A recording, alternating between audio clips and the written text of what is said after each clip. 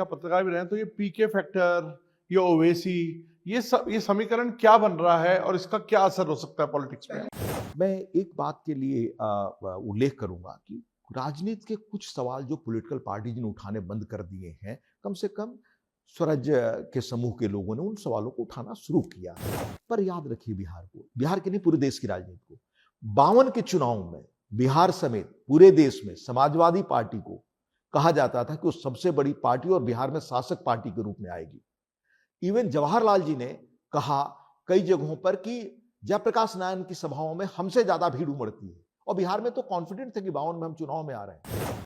पर socialist party ने जिन सवालों को उठाना शुरू किया जो बुनियादी जन सवाल थी, या जयप्रकाश नारायण ने या डॉक्टर राम मनोहर लोहिया ने, वो असर आपको 67 में दिखा। तो प्रशांत किशोर या उनके समूह के लोग जो ऐसे सवाल बुनियादी उठा रहे हैं, वो लंबा समय लगेगा। कुछ सीटें हो सकती है, कुछ वोट मिल सकते हैं। हमारे यहाँ एक शेतकरी संगठन हुआ करता था, आपको याद होगा, महाराष्ट्र में। क्योंकि आप पत्रकार भी रहे हैं तो ये पीके फैक्टर, ये ओवैसी, ये समीकरण क्या बन रहा है और इसका क्या असर हो सकता है पॉलिटिक्स में? मैं एक बात के लिए उल्लेख करूंगा कि राजनीति के कुछ सवाल जो पॉलिटिकल पार्टीज ने उठाने बंद कर दिए हैं, कम से कम स्वराज के समूह के लोगों ने उन सवालों को उठाना शुरू किया है।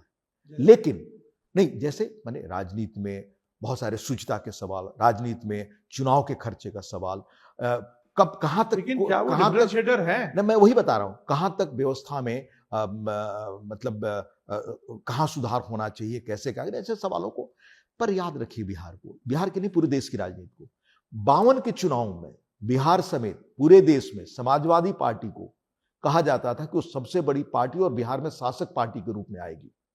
इवन जवाहरलाल जी ने कहा कई जगहों पर कि जयप्रकाश नारायण की सभाओं में हमसे ज्यादा भीड़ उमड़ती है, और बिहार में तो कॉन्फिडेंट थे कि 52 में हम चुनाव में आ रहे हैं। पर सोशलिस्ट पार्टी ने जिन सवालों को उठाना शुरू किया जो बुनियादी जन सवाल थी, या जयप्रकाश नारायण ने या डॉक्टर राम मनोहर लोहिया ने, वो असर आपको 67 में दिखा।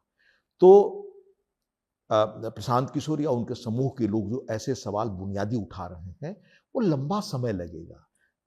जनता तो इस बार उनको लगता नहीं आपको मार्क कर पाएंगे सीट्स?